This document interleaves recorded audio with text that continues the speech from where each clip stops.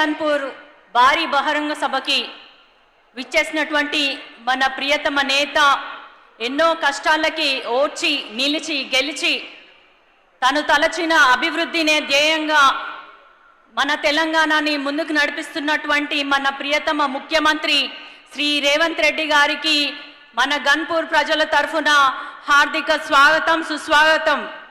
అట్లాగే మన Warangal incharge minister Ponguleti Srinivas Reddy గారికి, మన వరంగల్ సమ్మక్క సారక్క ధనసరి సీతక్క మరియు కొండా సురేఖ గారికి, ఇతర పార్లమెంట్ సభ్యులకి, శాసన సభ్యులకి, శాసన మండలి సభ్యులకి, కమిషనర్లకి, అఫీషియల్స్కి, వేలాదిగా ఈ సభని విజయవంతం చేయడానికి విచ్చేసినటువంటి నా స్టేషన్ గన్పూర్ కుటుంబ సభ్యులందరికీ, అట్లాగే ప్రెస్ మీడియా మిత్రులందరికీ, పోలీస్ సిబ్బందికి, ప్రతి ఒక్కరికి పేరు పేరున నా హృదయపూర్వక నమస్కారాలు తెలియజేసుకుంటున్నాను.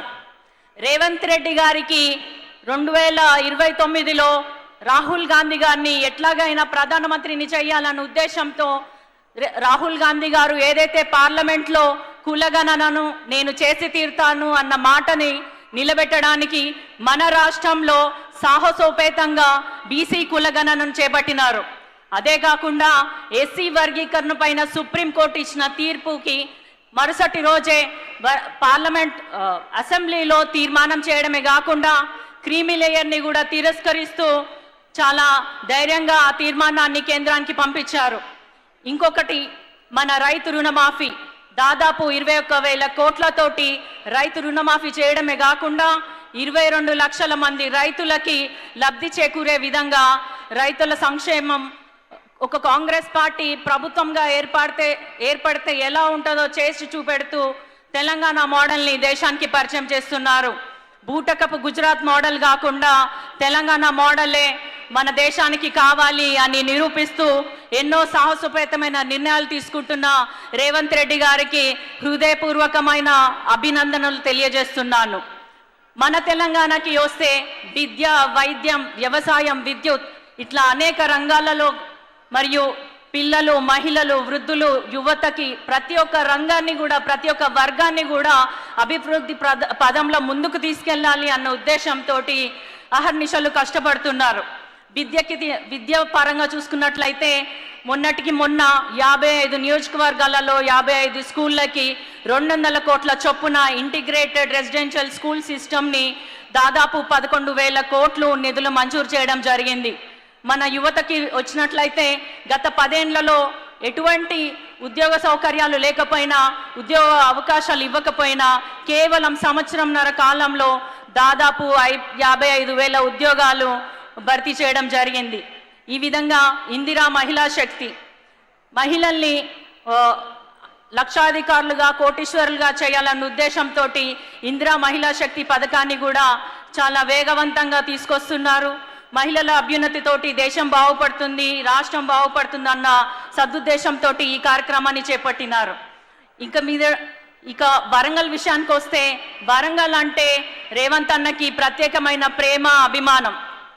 మనకి ఎన్నో ఏళ్లుగా కళ్ళగా మిగిలిపోయినటువంటి మామ్నూర్ ఎయిర్పోర్ట్ కోసం కేంద్రం దగ్గర పోరాడి, కేంద్రం దగ్గర అనేక సార్లు కేంద్ర మంత్రులను కలిసి ఒత్తిడి తీసుకొచ్చి జిఎంఆర్ సంస్థ ఏదైతే 150 కిలోమీటర్ల మేర ఇంకో ఎయిర్పోర్ట్ ఇయ్యము అని పట్టుబట్టి కూర్చున్నా కూడా ఆ నిబంధనని సడలించి మన కోసం ఎయిర్పోర్ట్ తీసుకొచ్చారు.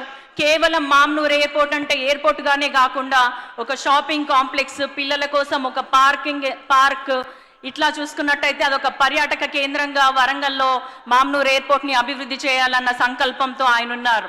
మనందరికీ తెలిసినది, రాష్ట్ర విభజన చట్టం హామీ ప్రకారం మనకి కోచ్ ఫ్యాక్టరీ రావాలి. కానీ ఎన్నోసార్లు కేంద్రం మొండికేసినా కూడా అన్నిసార్లు కూడా ఢిల్లీకి వెళ్ళి ఒత్తిడి తీసుకొచ్చి మన కోసం కోచ్ ఫ్యాక్టరీ తీసుకొచ్చారు. రానున్న రోజులలో కాజ్పేట్ డివిజన్గా కూడా రావాలని, నేను ఆయన గారు చొరవ తీసుకోవాలని ప్రత్యేకంగా సీఎం రేవంత్ రెడ్డి గారిని విజ్ఞప్తి చేసుకుంటున్నాను.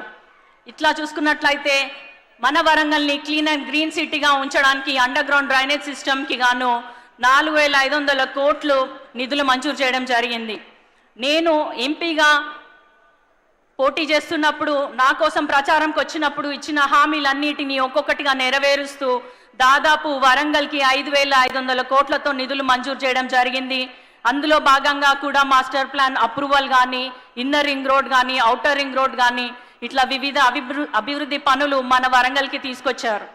ఇప్పుడు మనం చూసుకున్నట్టయితే స్టేషన్ గన్పూల్లో కడియం శ్రీహరి గారి మార్క్ కనిపిస్తుంది. దాదాపు 20 ఏళ్ల నుంచి స్టేషన్ గన్పూల్లో ఎటువంటి అభివృద్ధి లేకపోయినా కేవలం సంవత్సరంన్నర కాలంలో ముఖ్యమంత్రి గారి ఆశీర్వాదం వల్ల, తన చొరవ వల్ల, తన తోడ్పాటు వల్ల కూడా 800 కోట్ల వరకు అభివృద్ధి పనులకి ఈరోజు మనం అందరం చూస్తున్నాము, శంకుస్థాపన చేశారు. ఇట్లా రానున్న రోజులలో లోటు బడ్జెట్గా ఉన్న తెలంగాణకి ముందుకు తీసుకెళ్లి ఇంకొన్ని సంక్షేమ పథకాలు తీసుకొచ్చే మన రేవంత్ రెడ్డి గారి ప్రభుత్వాన్ని, రేవంత్ రెడ్డి గారిని ఆశీర్వదించాలని మిమ్మల్ని అందరినీ కోరుకుంటూ, రానున్న స్థానిక సంస్థల ఎన్నికల్లో కూడా మన కాంగ్రెస్ జెండానే ఎగరాలని మిమ్మల్ని అందరినీ కోరుకుంటున్నా.